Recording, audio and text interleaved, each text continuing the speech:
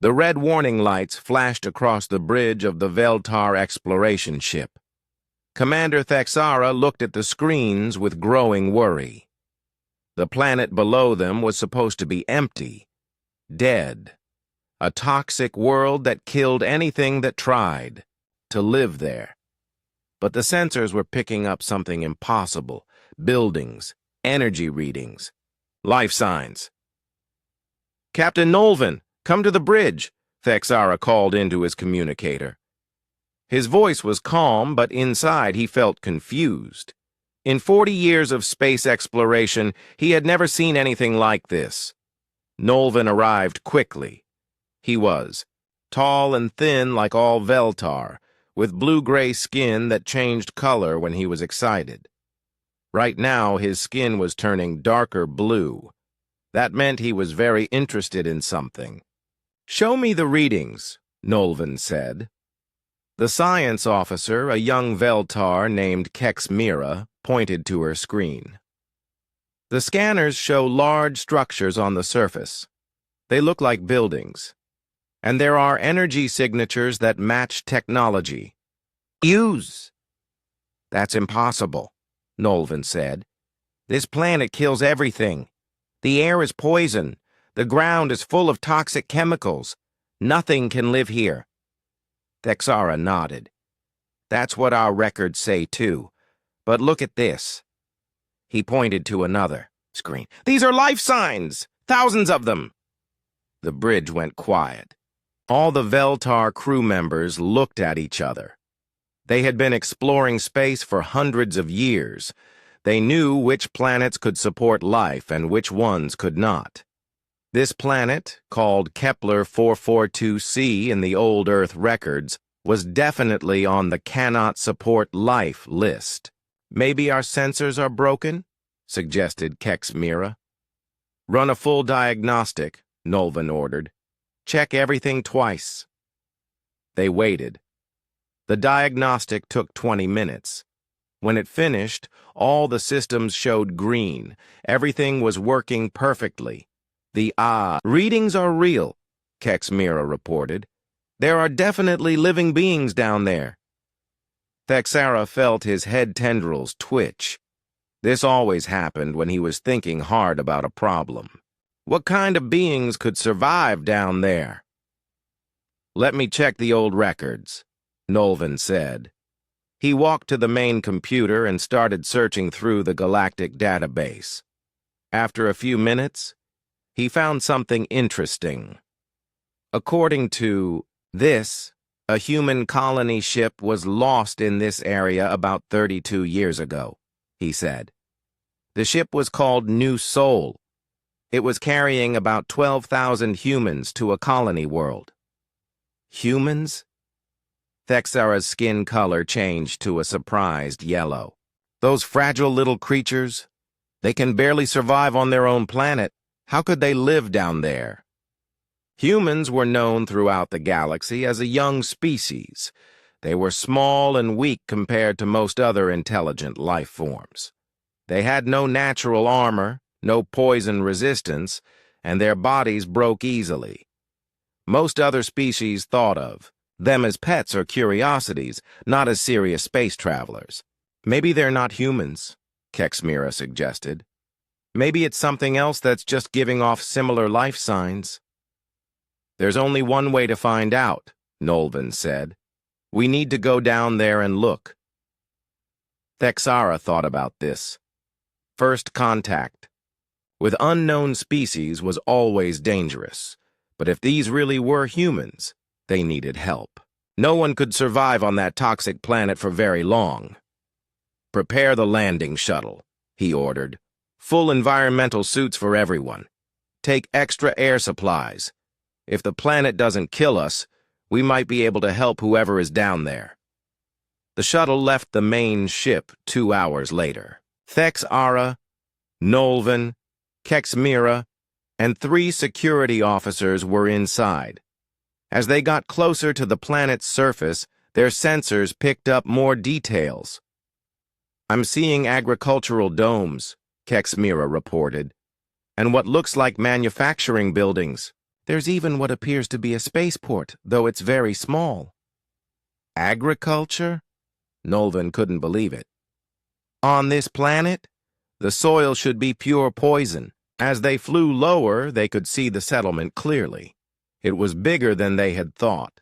Buildings were spread across several kilometers. Some were made of metal, others looked like they were grown rather than built. Everything was connected by covered walkways. "Look at those domes," Thexara said. "They're huge. What are they growing in there?"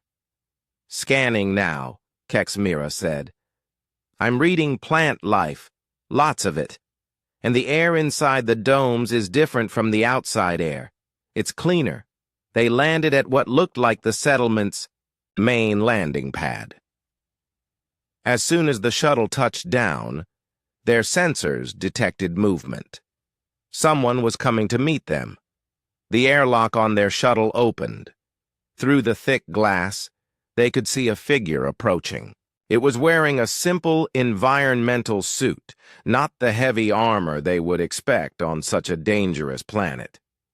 The figure stopped a few meters away and raised one hand. Even through the environmental suit, they could tell it was making a greeting gesture. "That looks like a human greeting," Nolvan said. Thexara activated the shuttle's external communicator. "This is Commander Thexara of the Veltar Exploration Fleet. Can you understand us?" The figure nodded and pointed to a small device on its suit. A voice came through their radio, speaking in accented but clear galactic standard language. "I am Deho, leader of this colony. Welcome to our home. We have been waiting a long time for someone to find us." The Veltar crew members looked at each other in amazement. Not only was this creature alive on a planet that should have killed it, but it was speaking calmly as if living in a toxic wasteland was perfectly normal. "Are you human?" Nolvan asked. "Yes, we are humans. Or we were, originally. Please, come with me. I will show you to our council chamber. My people are very excited to meet you." Deho turned and began walking toward the largest building. The Veltar crew followed, their environmental suits making loud mechanical noises with each step. But Deho's suit was quiet, almost silent. As they walked, Thexara noticed something strange. There were plants growing outside the domed areas. Not just surviving, but actually thriving in the toxic soil. And the buildings looked like they had been there for much longer than 32 years. "How long have you been here?" he asked. 32 years, 4 months, and 16 days, Deho replied without hesitation. "We crashed here when our colony ship had problems. Most of us died in the first year, but some of us learned how to live here." "Learned how to live here?" Kexmira's voice was full of disbelief. "This planet is supposed to be uninhabitable." Deho stopped walking and turned to look at her. Even through his face mask, they could see him smiling. "Every planet is habitable if you know how to listen to it," he said. "Come, let me show you what we have built. Let me show you what we have become." The council chamber was unlike anything the Veltar had ever seen. The walls seemed to be made of the same material as the planet itself, but they glowed softly with a warm light. The air inside was clean and breathable, even though they were on a world where the atmosphere should kill them in minutes. Deho removed his environmental suit helmet. The Veltar crew watched in shock as he breathed the air normally. His skin looked healthy, not like someone who had been living in a toxic environment for over 30 years. "Please keep your suits on," Deho said, noticing their surprise. "Your bodies are not ready for our air yet." 3 other humans entered the chamber. Deho introduced them as Sunmi, the chief engineer, Hyunwoo, who was in charge of growing their food, and Ji-un, their medical leader. All of them looked healthy and strong. "This is my son, Kyo-wan," Daiho said as a younger man joined them. He keeps our history and tells our stories. He will explain how we came to be here. Kyo-wan was clearly born on this planet. He moved differently than his father, more smoothly, as if he was perfectly at home in this environment. His eyes were also different. They seemed to catch light in a way that human eyes normally did not. "Please sit," Kyo-wan said, gesturing to chairs that seemed to be grown from the same material as the walls. "Our story is long, but I think you need to hear all of it." The Veltar sat down carefully. Their environmental suits made sitting uncomfortable, but they were too fascinated to complain. 32 years ago, our colony ship was traveling to a planet called New Busan, Kyo-wan began. We had 12,000 people on board. Families, scientists, engineers, farmers. Everyone needed to start a new world. He paused, and his expression became sad. But something went wrong with our navigation system. We were pulled out of hyperspace too early, right here at this planet. Our ship was badly damaged. We had no choice but to land. "That must have been terrible," Kexmira said softly. "The crash killed 4,000 people immediately," Kyo-wan continued. "The ship broke into pieces when it hit the ground. Those of us who survived had very little food, not much water, and no way to call for help. Our communication systems were destroyed." Sunmi spoke up. "The first few days were the worst. We had no idea how toxic this planet was. People started getting sick immediately. The air burned our lungs. The water made us vomit. Even touching the soil gave us rashes." "How did you survive?" Nolvan asked. "We almost didn't," Hyunwoo said. "By the end of the first month, 6,000 more people had died. The children died first, then the elderly. We thought we were all going to die on this poisonous rock." Ji-yoon, the medical leader, took over the story. "I was just a medical student when we crashed, but I had to become a doctor very quickly. I watched people die every day from things I couldn't cure. The planet was killing us, but we had nowhere else to go." "What changed?" Thexara asked. Kyo-wan smiled, and his unusual eyes seemed to glow brighter. "My mother changed everything. Her name was Yoon-ji. She was a scientist, a biologist. While everyone else was trying to fight the planet, she started studying it." Woman entered the chamber at that moment. She was about the same age as Kyo-wan, but there was something different about her, too. Her hair had streaks of color that seemed almost metallic, and her skin had a slight shimmer to it. "This is Yoon-ji," Kyo-wan said. "My partner. She continued the work that my mother started." Yoon-ji bowed politely to the Veltar. "I have spent my entire life studying this planet," she said. "What my mother-in-law discovered changed not just how we survived, but what we became." She walked to a wall and touched it. The wall responded by showing images, pictures, and diagrams that appeared in the air like holograms. In the second year after the crash, people started noticing strange things, Yoon-ji explained. Some of the survivors were getting sick less often. A few children who should have died from the toxic exposure were actually getting better. The images showed microscopic views of human blood cells, but these cells looked different from normal human cells. They had additional structures like tiny machinery inside them. "We discovered that the planet's toxins weren't just poisons," Yoon-ji continued. "They were living organisms, microscopic life forms that existed everywhere, in the air, in the water, in the soil." "Life forms?" Nolvan leaned forward with interest. "What kind of life forms?" "Unlike anything in our databases," Yoon-ji said. "They seem to be trying to communicate with us. But instead of using sounds or images, they were trying to connect directly with our bodies. Kyo-wan stood up and walked closer to the Veltar. The organisms weren't trying to kill us. They were trying to help us adapt. But our bodies were fighting them, which is what made us sick. The breakthrough came when some of our people stopped fighting, Daeho said. They were so sick and tired that they just gave up. And that's when the miracle happened. What miracle? Kexmira asked. The people who stopped fighting the organism started to get better, Ji-yeon explained. But they didn't just recover. They became stronger. They could breathe the air without getting sick. They could drink the water. They could touch the soil without getting rashes. Yoonji touched the wall again. New images appeared, showing human DNA.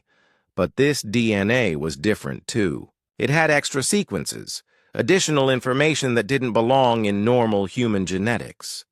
The organisms changed us, she said simply. They rewrote parts of our genetic code. They gave us the ability to process the toxins safely. But that was just the beginning. The beginning? Thexara's voice was barely a whisper. The children born here are different, Kyo-wan said. They don't need environmental suits at all. They can see in the dark. They can sense changes in the weather days before they happen. Some of them seem to know things they shouldn't be able to know. Sunmi gestured toward the glowing walls. And they can communicate with the planet itself. These buildings? We didn't build them in the traditional sense. The children showed us how to grow them from the living rock. That's impossible, Nolvan said, but his voice lacked conviction. Everything he had seen since landing contradicted what he thought was possible. We thought so too, Hyunwoo said. But this planet has its own ideas about what's possible and what isn't.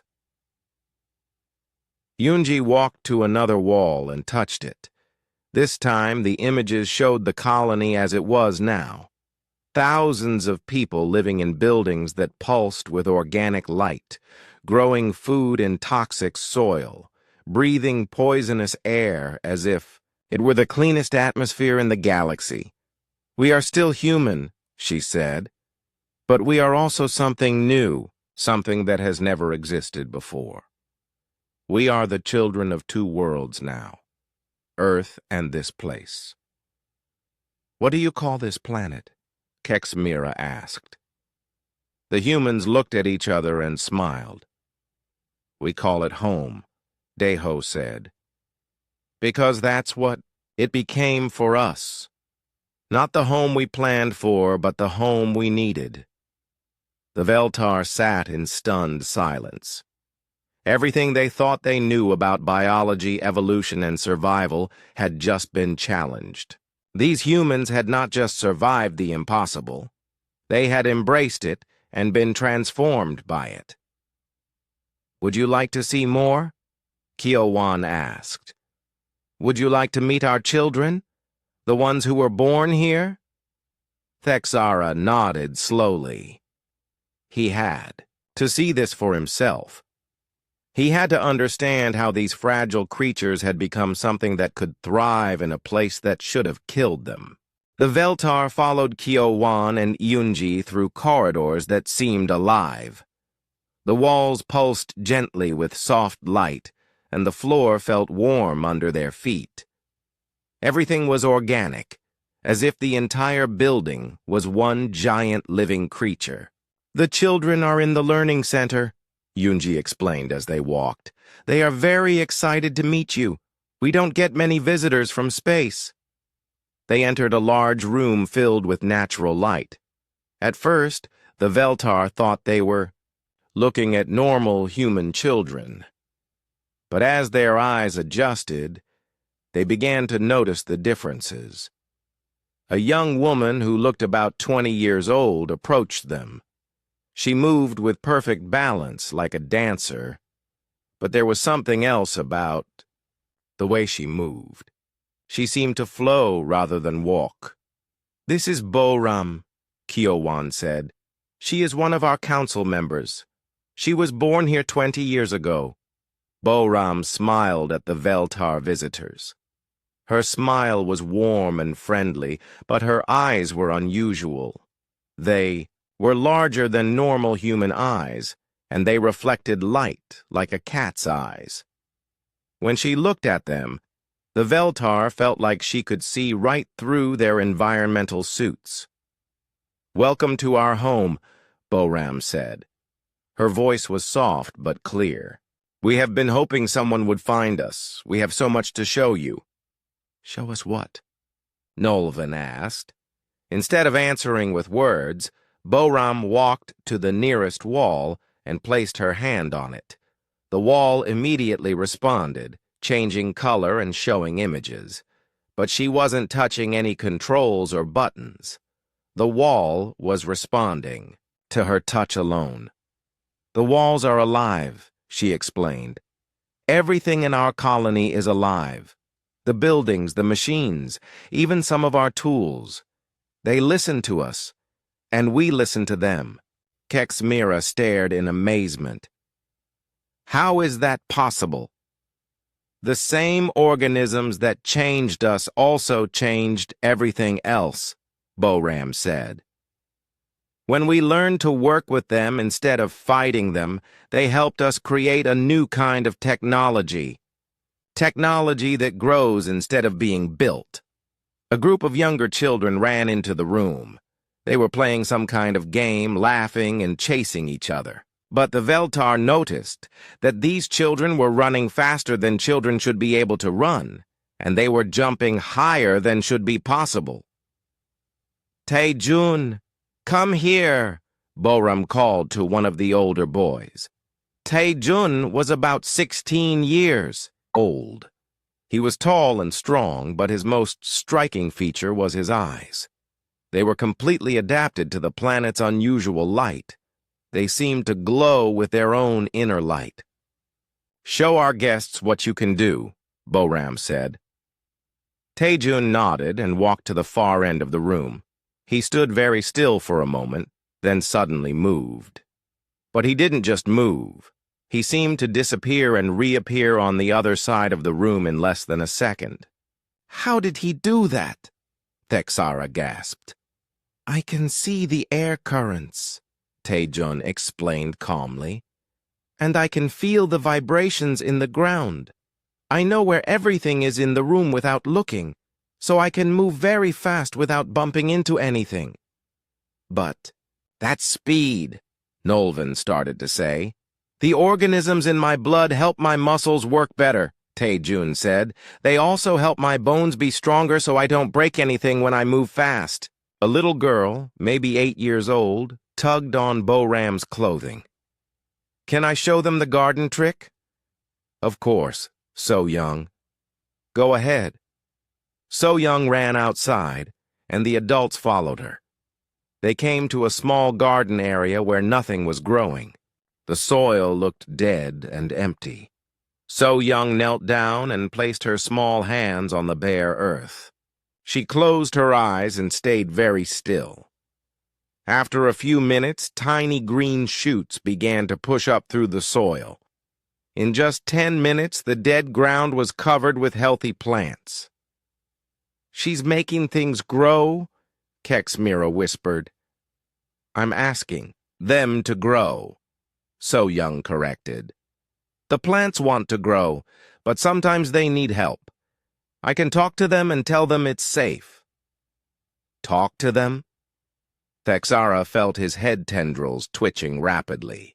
This was beyond anything he had imagined possible. A young man named Minho joined the group. He was holding what looked like a small animal, but it was unlike any creature the Veltar had ever seen. It had fur that changed colors, and its eyes were intelligent in a way that suggested it might be more than just an animal. "This is one of the native creatures," Minho explained. "We call them companions. They help us understand the planet better." The creature looked directly at Thexara and made a soft sound. Somehow, Thexara understood that the sound was a greeting.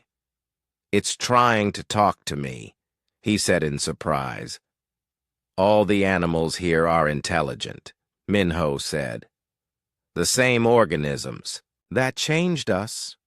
Also made the native creatures smarter. We work together now."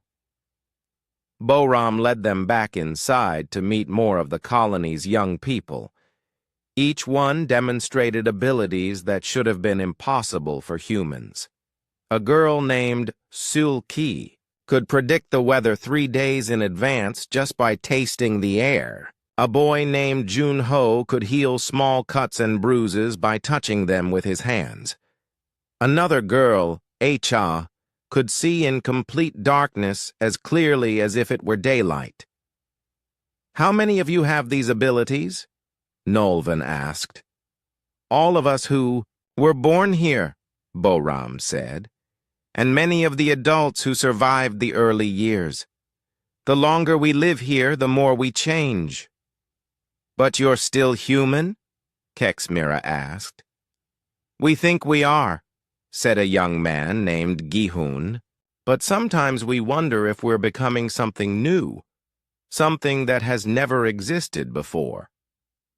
The Veltar spent hours with the young colonists, watching them demonstrate their abilities. Each new skill was more amazing than the last.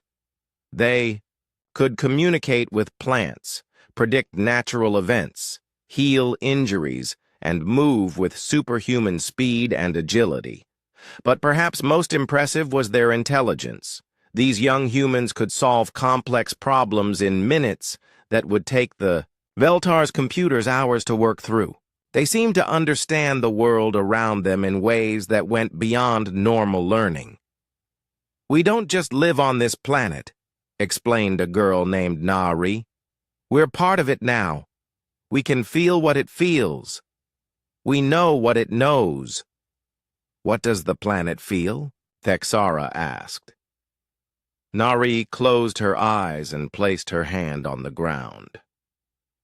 "Right now, it feels curious about you. It has never felt anything like your minds before. It wants to understand you better." "The planet is aware of us?" "The planet is aware of everything," said a boy named Changmin. "It knows every creature that lives on it. It knows every plant that grows in its soil. It knows every drop of water in its rivers. And now it knows about your ship in orbit." The Veltar looked at each other with growing amazement and concern. They had come here expecting to find either dead humans or humans who needed rescue. Instead, they had found something that challenged everything they thought they knew about: life, evolution, and intelligence. "What do you want from us?" Thexara asked. "Do you need help? Do you want to leave this planet?" Boram laughed, and her laughter sounded like music. "Leave? Why would we want to leave? This is our home. We belong here now."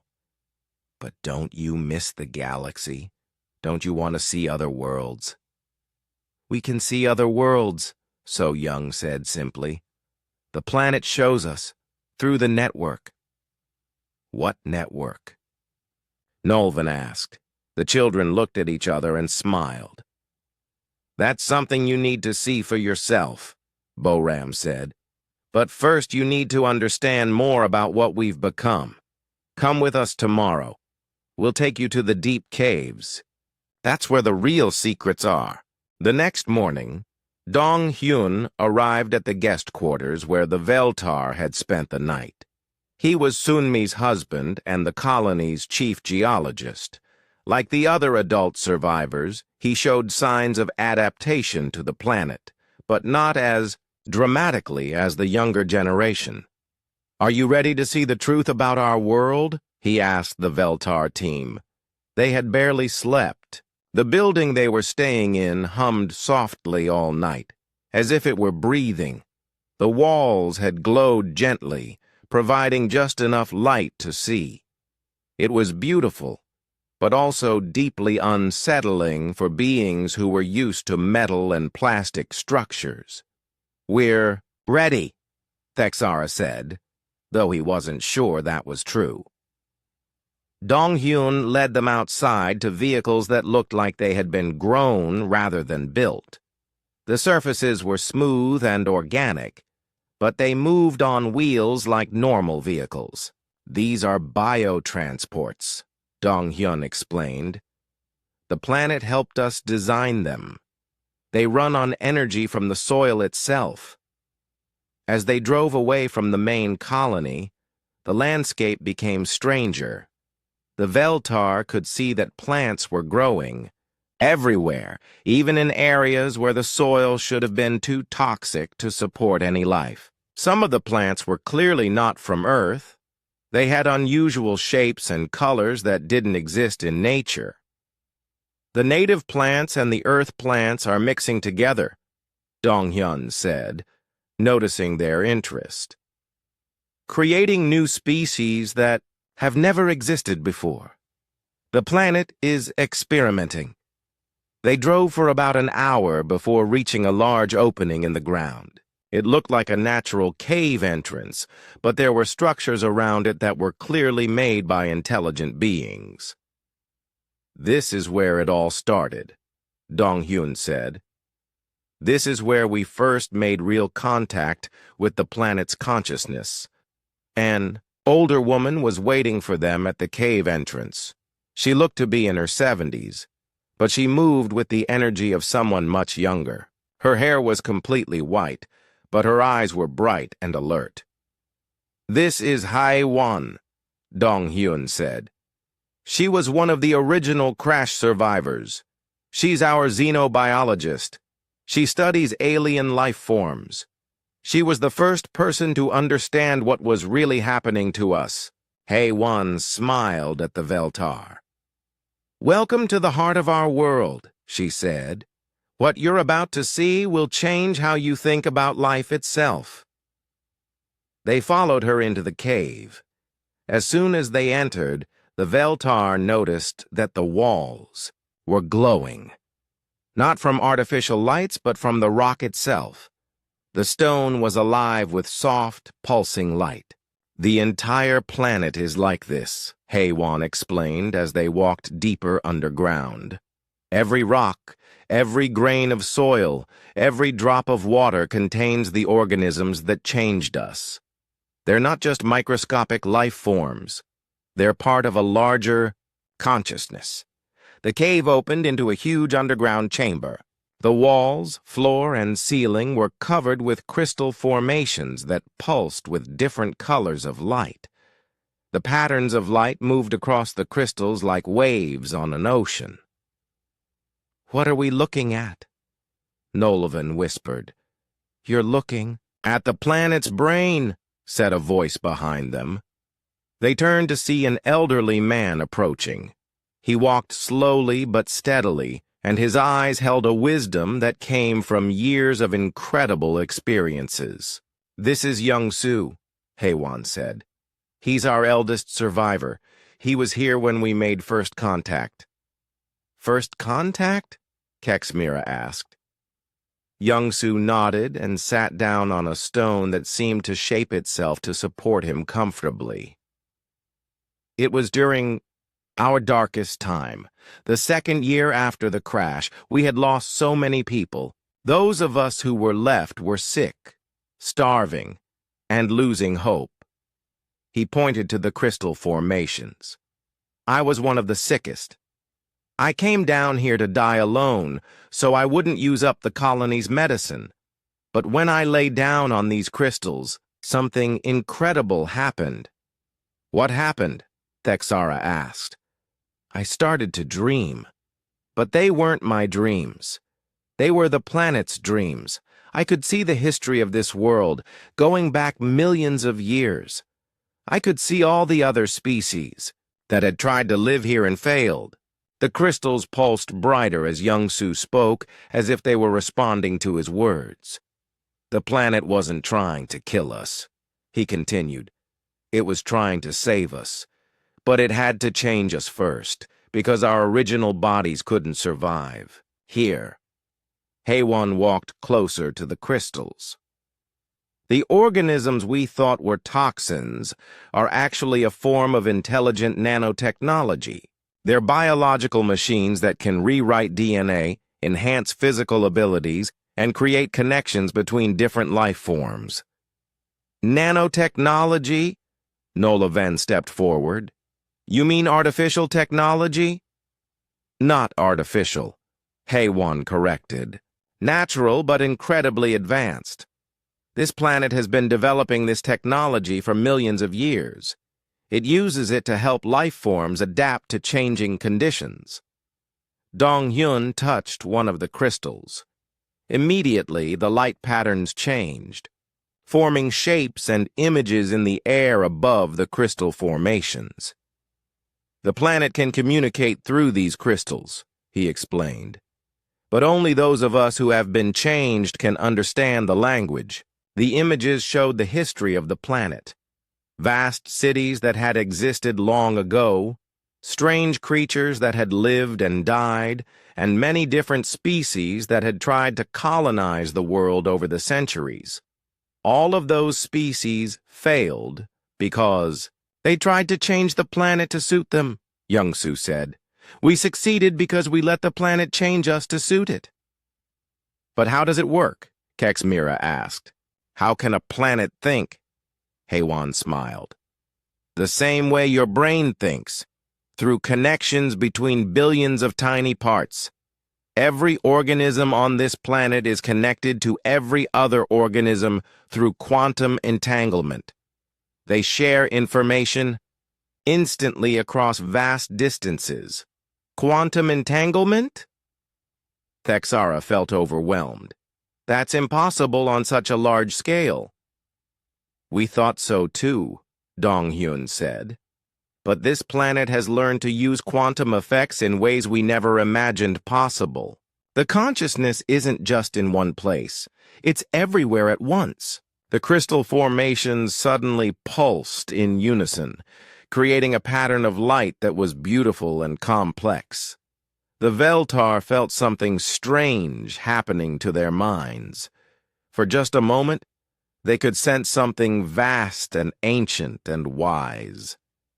It's trying to communicate with you, Young-soo said. But your minds aren't ready yet. The quantum connection only works if your brain chemistry is compatible. Compatible how? Nolvan asked. You would need to be changed, like we were, HFY said.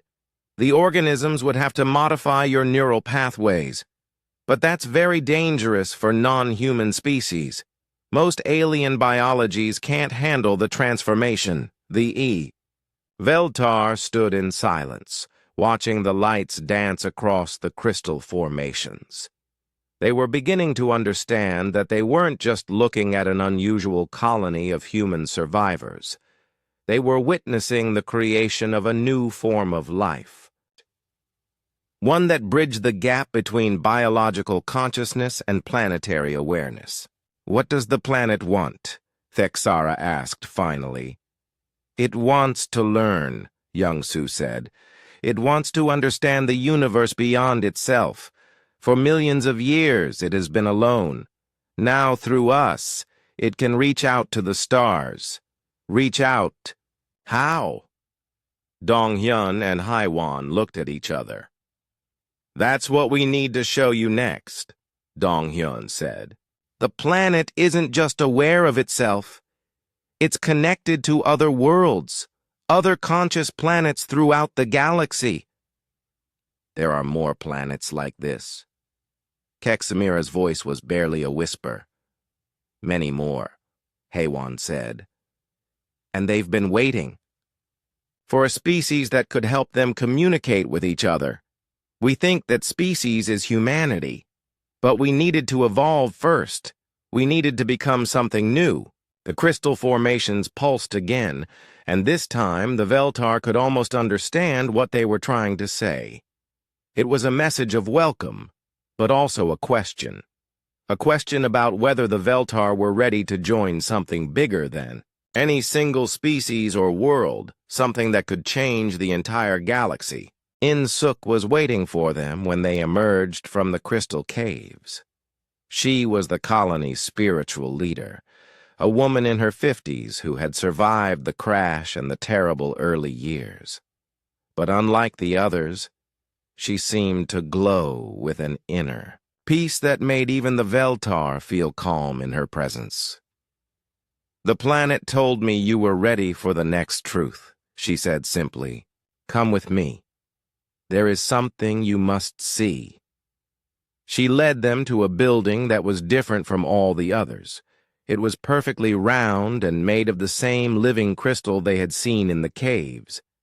But this crystal was arranged in complex, geometric patterns that hurt the eyes to look at directly.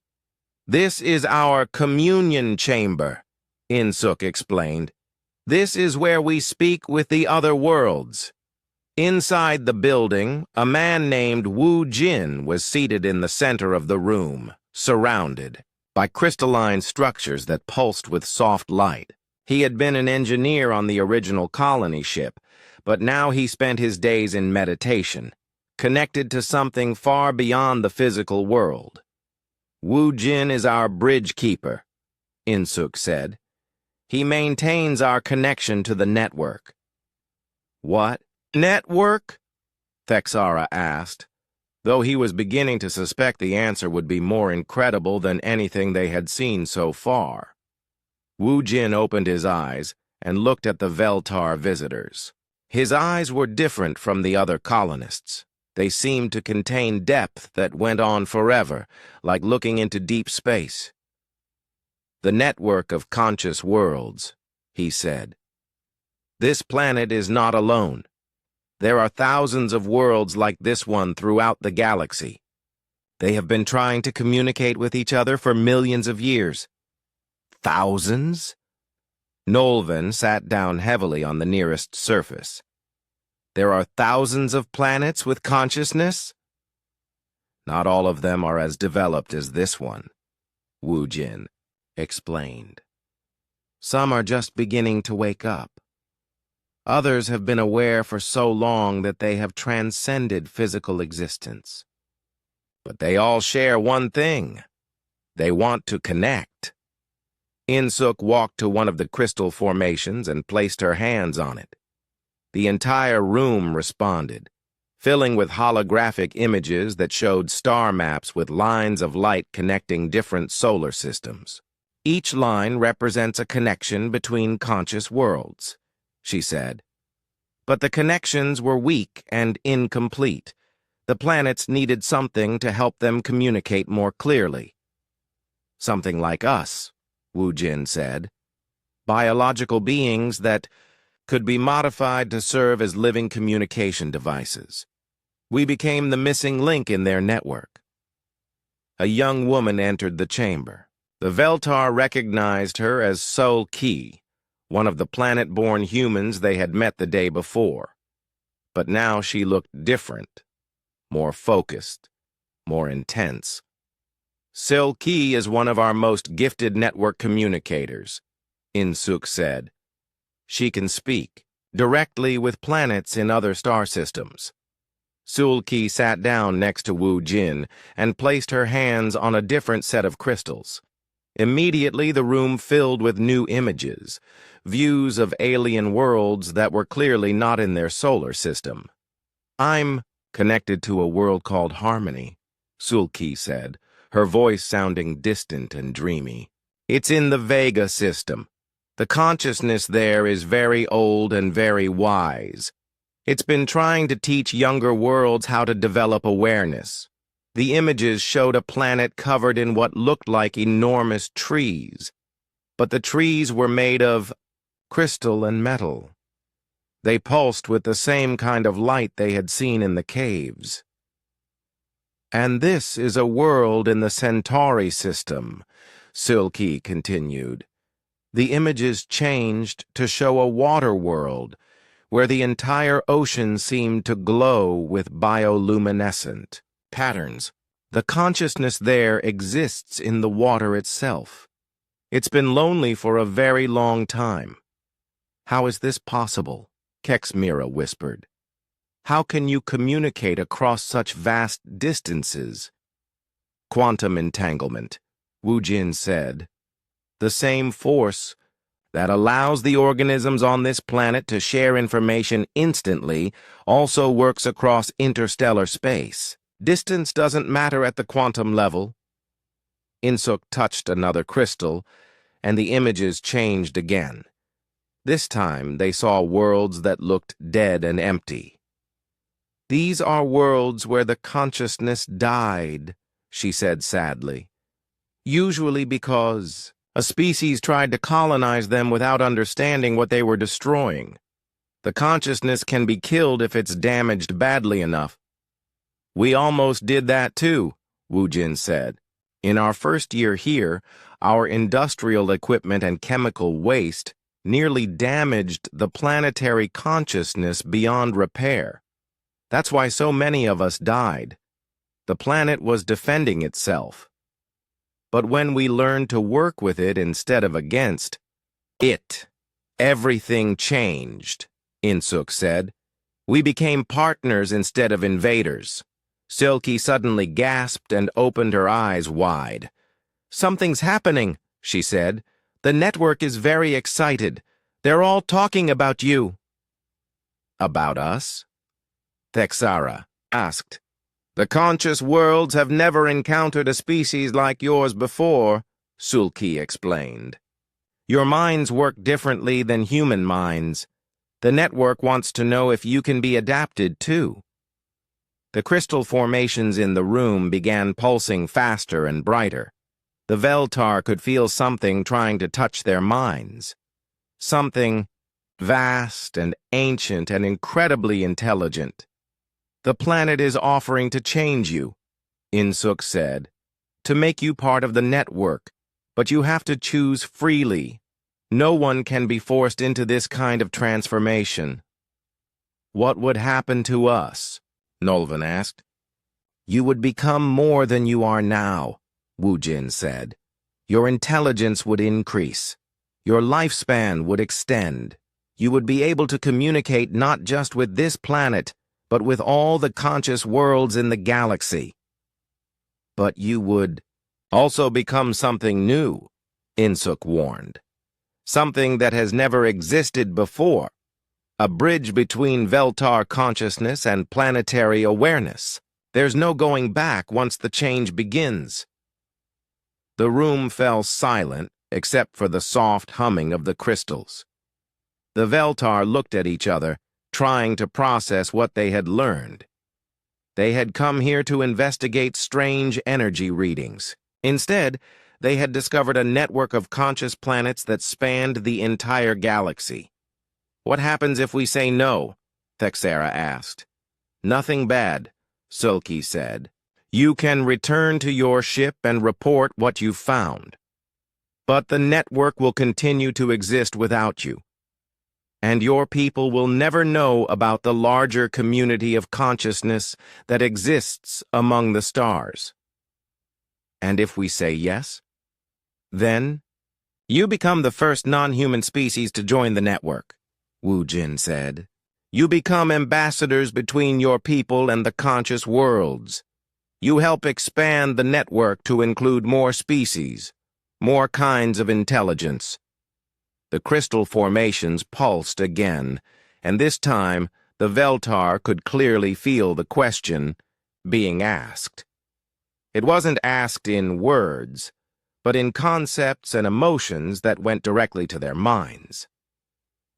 The question was simple. Are you ready to become more than you ever imagined possible? Commander Thexara looked at his crew members. They had come here as explorers and scientists. Now they were being offered the chance to become something that could help transform the entire galaxy. But the choice would require them to give up everything they had ever been, for the chance to become something entirely new. The crystals waited patiently for their answer, pulsing with the light of 1,000 connected worlds. 3 days passed while the Veltar considered their choice. They had long discussions among themselves, trying to understand what it would mean to accept the planet's offer. They also spent time with the colonists, learning more about how the transformation had affected them. On the third day, Captain Nolven made his decision. "I want to try," he announced to the surprised group. "I want to see if it's possible for a Veltar to join the network." Junho, Daeho's grandson, was chosen to guide the transformation process. At 22 years old, he was one of the most connected humans on the planet. He could communicate with the planetary consciousness as easily as talking to another person. "Are you sure about this?" Junho asked Nolven. "The process is different for every species. We don't know what will happen to a Veltar mind." "I'm sure," Nolven said. "My people need to know about this network. But I can't just tell them. I need to show them. I need to become proof that it's possible." Cha, the colony's biotechnician, had spent the 3 days preparing for this moment.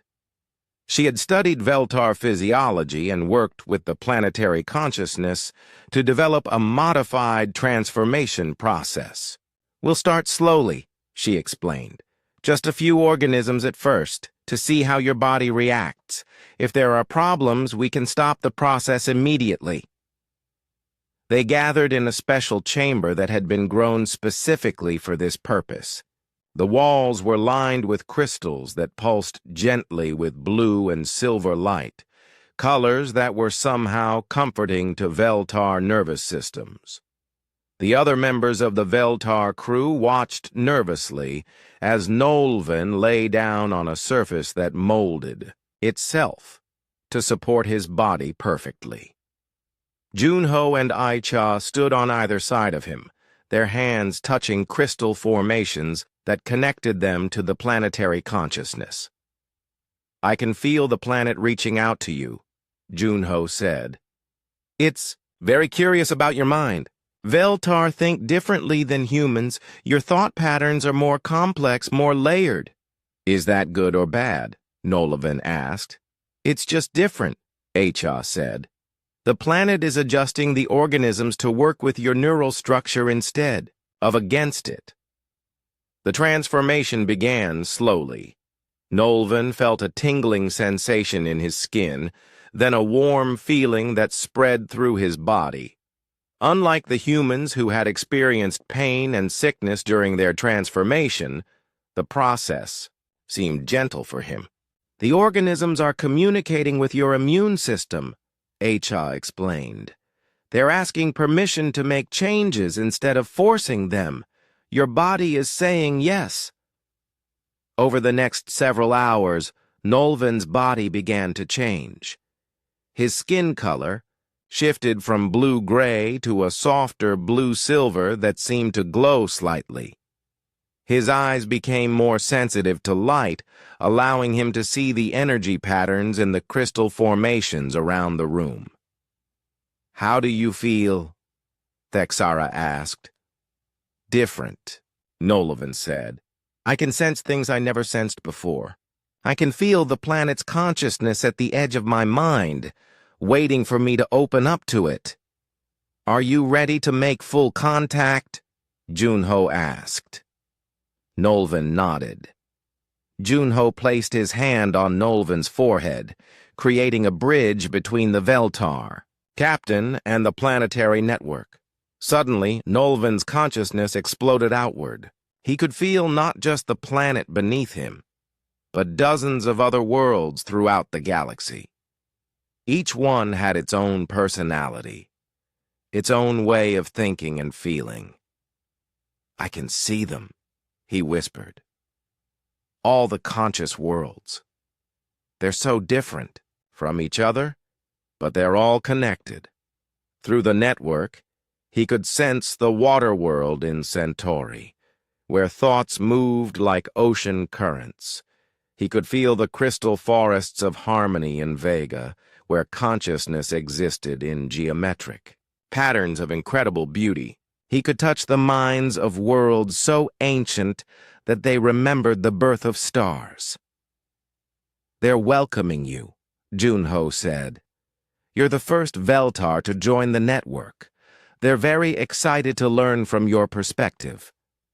But the transformation wasn't finished. As Nolvan became more connected to the network, he began to understand something that even the human colonists didn't fully grasp. "The network isn't complete," he said, his voice filled with wonder. "It's still growing. The conscious worlds are working together to create something bigger than any of them could achieve alone." "What are they creating?" Kexmira asked. "A galactic consciousness," Nolvan said. "A form of awareness that spans the entire galaxy. They want to understand the universe on a scale that no single world or species could ever achieve."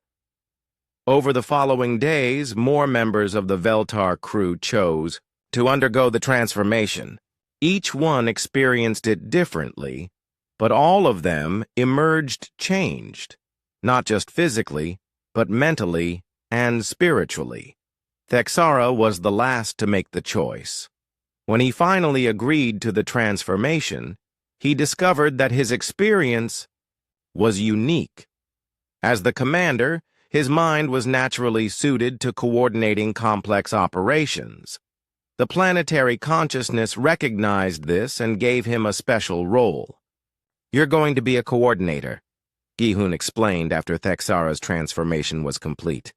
"Your job will be to help different species communicate with each other through the network." "Different species? This is just the beginning," Nari said. "The network wants to include more species, more kinds of intelligence. Humans and Veltar are just the first. There will be others." As word of the transformation spread through the galaxy, ships began arriving at the planet from many different civilizations. Some came out of curiosity, others out of fear, but many came seeking the same transformation that had changed the humans and Veltar. Chang Min, now serving as one of the colony's liaison officers, worked with the newcomers to help them understand what was being offered. "We're not trying to change everyone," he explained to a delegation of crystalline beings from the Rigel system. "We're offering a choice. The choice to become part of something larger than any single species or world. Not everyone who came chose to be transformed. Many species were too afraid of losing their original nature. Others didn't believe that the network was real. But enough chose to join that the network began to grow rapidly. Within a year, the planet had become a hub of interspecies cooperation unlike anything the galaxy had ever seen. Beings from dozens of different worlds worked together, sharing knowledge and perspectives through their connection to the conscious planets. The most remarkable discovery came when Junho, now one of the most experienced network communicators, made contact with a consciousness that was different from all the others. "It's not a planet," he announced to the gathered representatives. "It's something else, something that exists in the space between stars." Through the network, they discovered that consciousness could exist in many forms, not just on planets, but in gas clouds, in the quantum vacuum of empty space, even in the gravitational fields around black holes. The galaxy was far more alive than anyone had ever imagined. As the story spread, more and more species began to reconsider their understanding of life and consciousness. The humans who had crashed on a toxic world had become the catalysts for a transformation that was reshaping the entire galaxy. Daeho, now elderly but still sharp, often stood at the observation deck of the colony's main building, watching ships arrive from distant worlds. Each ship brought new forms of intelligence, new ways of thinking, new possibilities for the growing network. "We just wanted to survive," he said to Yunji one evening as they watched the sunset paint the sky in colors that didn't exist when they first arrived. We never imagined we would help the galaxy itself wake up. Maybe that's what survival really means, Yunji replied. Not just staying alive, but helping life itself become more than it was before. Above them, the stars seemed to pulse gently with their own inner light, as if the galaxy itself was beginning to dream.